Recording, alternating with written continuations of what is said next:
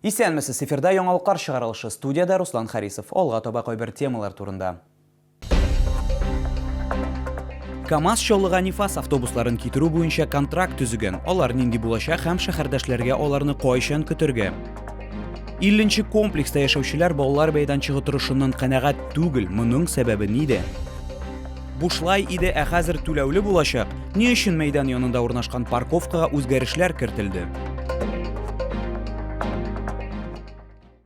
Соңгы тәүлектә Татарстанда яшәүче 50 кешедә COVID-19 диагнозы расланды. Шалда узган тәүлектә коронавирусның тагын 5 яңа очрагы теркәлде. Шулай итеп, 4 августка Татарстан буенча коронавирус белән авыруның барлыгы 24131 очрагы билгеле. Аларның 21391 терелгән, 52се узган тәүлектә. КАМАЗ чоллыга Нифас автобусларын китерү буенча контракт төзегән. 21 автобус 234,4 миллион сумга төшәчәк.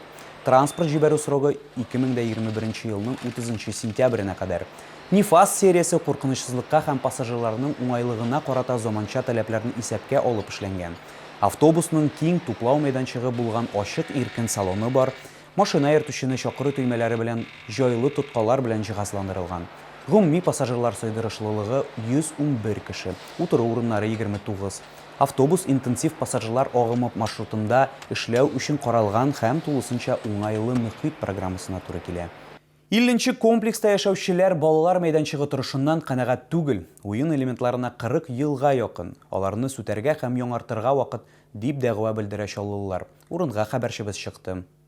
Людмила Криценко уен элементлары бирдә йорт төзелгән вакыттан ук торганын искә алам, буяулары купкан, аларны яңадан буямыйлар ди ханым. Старье, которые уже очень долго стоят. То есть дети, и они не приспособлены, уже дети играть на них не могут. То есть стоят они вот бесхозные, так лазят, некоторые падают. Ну, в общем, не предназначены для игры уже. Не покататься вот на этих, они не красятся уже, давно стоят. Майданчыкны балалар да, өлкәннәр дә урап үтәргә тырыша. Балалар һәм кызларда уен элементлары кызыксыну уятмый. Ә ата-аналарда кырмаларның куркынычсызлыгына ышаныч юк. Ну, это уже столетний. Да, то есть у меня... Это 88-го года. Вот этот дом и эти площадка тоже. Для детей играть толком-то и негде. И старых горок, и вот этих всех старых вот железяк тоже полно. Еще бы какие-нибудь тренажеры, какие-нибудь еще для детей, для маленьких, для побольше, которые возраст. Хотелось бы.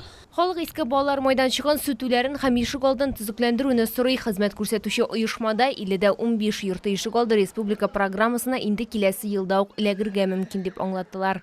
На следующий год стоит в программе «Наш двор», поэтому замена детских элементов на данный момент смысла не имеет, деньги жителей на это тратить. Поэтому на следующий год по программе «Наш двор» мы ожидаем, что весь комплекс работ по благоустройству, в том числе по замене детских элементов, будет проведен в полном объеме. Әлегә ата-аналарга балаларны күрше майданчыкларга йөртәсе генә кала. Лилия Гатина, Розалия Фахретдинова, Кирилл Хабзей, яңалыклар.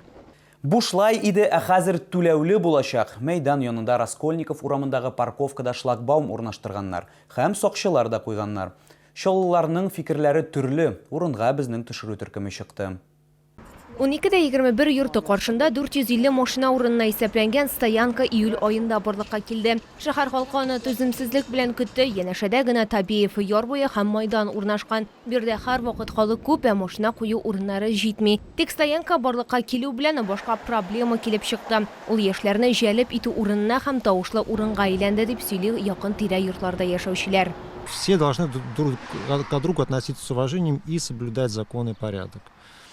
То есть, если человек отдыхает, это не значит, что кто-то другой должен из этого страдать и мучиться. Если люди хотят пошуметь, пожалуйста, собирайтесь, едьте на базу отдыха, там шумите. Вот, то есть для этого есть места, где можно пошуметь, покричать. Җирле халык шикаятенә бетон блоклар белән җавап бирделәр. Парковка ябылган, әмма проблема хәл ителмәгән. Урында тиешле юл билгесе пәйда булды. Ул стоянканың түләүле булачагын күрсәтә. Кич 18 сәгатьтән иртәнге 9-га кадәр урын өчен 50 сум түләргә туры киләчәк. Әмма шәһәрдәшләр әлеге чараларның проблеманы хәл итәчәгенә шикләнә. Я не думаю.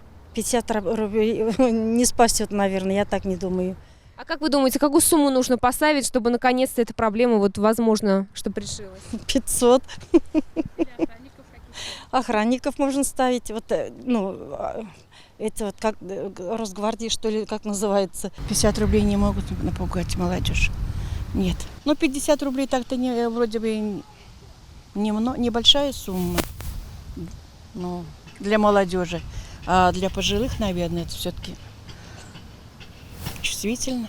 Хәзерге вакытта объектны Тулбар от спорт мәктәбе карамагына тапшырганнар, шлагбаум урнаштырганнар, әлеге парковка гадәти режимда эшли. В настоящее время парковка открыта. На территории установлены камеры и шлагбаум. Работает охрана. Вскоре появится парковка в ночное время. Она будет платной. Шулай ук шаулар алдында тагын бер сорау барлыкка килде. Машина кую урыны түләүлегә әйләнгәч, аның кергән акчалары кая һәм нинди максатларга юнәлдереләчәк? Лилия Гасина, Ленар Солтанов, яңалыклар. Шоллыда түзүкләндерүү эшләренә җитди тотындылар. Көн дәвамында безнең редакциягә берничә шоллы мөрәҗәгать итте. Алар шәһәрдә тукталыш павильоннарын, паркларны һәм яр буйларын тәртипкә китерү башлануларын, фонтаннар турында да онытмауларын хәбәр иттеләр. Тулырак Рузилә Фәхретдинова сюжетында. Иҗтимагый киңлекләрне тиешле дәрәҗәдә тотмаган өчен республика президенты тәнкыйтьләгәннән соң Шаллыда төзекләндерү мәсьәләсенә ныклап алындылар. Әйтик, энтузиастлар бульварында җыештыру эшләре башланды. Шәһәр халкы фонтандагы чүп-чар һәм пычрак суга бер генә тапкыр зарланмады. Биредә еш кына яшәү урыннары булмаган кешеләр дә кыйна иде. Әле бер көн написали неге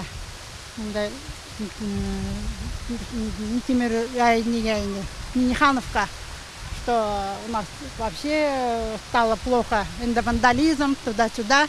Ну, хәзер вроде бы, я смотрю, вроде нормально. Әйтергә кирәк, күп кенә шаллылар энтузиастлар бульварына фонтаннар өчен генә түгел, а матур майданда йөрер өчен сыннар һәм клумбаларны күрү максаты белән килә. Главное, вот цель ребенку, чтобы было интересно, и все. Ребенка устраивает, меня тоже. Ну, он пореже работал, наверное, только из-за этого. Ну, говорят, грязно было то, что вода зеленая была. Не замечала. Да? Но вы, наверное, нацелены видеть прекрасно. Да, красиво, цветы везде посажены. Азатлык мәйданын шулай ук тәртипкә китерделәр. Биредә тиздән фонтанны да эшләтеп җибәрәчәкләр. Искәртеп китәбез, Шаллы мэры аппарат киңәшмәсендә идарәче компанияләргә һәм территориаль иҗтимагый идарә вәкилләренә үз вазифалары һәм территорияләрне төзекләндерү белән җитди шөгыльләнергә кушты. Шәһәр моның өчен акча бүлеп бирә, шуңа күрә үсентеләр сатып алырга, агачлар утыртырга кирәк, дип белдерде Наил Мәгдиев.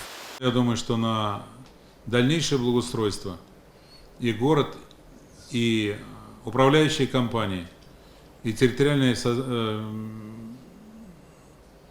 наши органы должны иметь инициативу и финансовый ресурс. Они у нас, уверяю, есть, поэтому в этом плане давайте... Глава района услышит нас. Мы на этой неделе по этой тематике обязательно соберемся. Матурлыкны булдыру эшнең әле яртысы гына. Булдырылган тәртипне саклау, үз артыңнан чүп-чарны җыештыру, үз гамәлләреңнең нәтиҗәсе турында уйлану һәм кеше хезмәтен хөрмәт итү белү мөһим дип ышана шәһәр җитәкчелеге. Күп нәрсә үзебездән тора. Рузилия Фәхретдинова, Ленар Солтанов, яңалыклар. Ә мин сезнең исегезгә төшерәм. Шәһәрдә COVID-19-га каршы вакцинация дәвам итә. Безнең алда иммунитетны ныгыту проблемасы тора. Вакцина ясатырга ашыгыз. Бу сезгә җиткерәсе соңгы мәгълүматыбыз иде. Мин Руслан Харисов сезнең белән сау булашам. Игътибарыгыз өчен рәхмәт.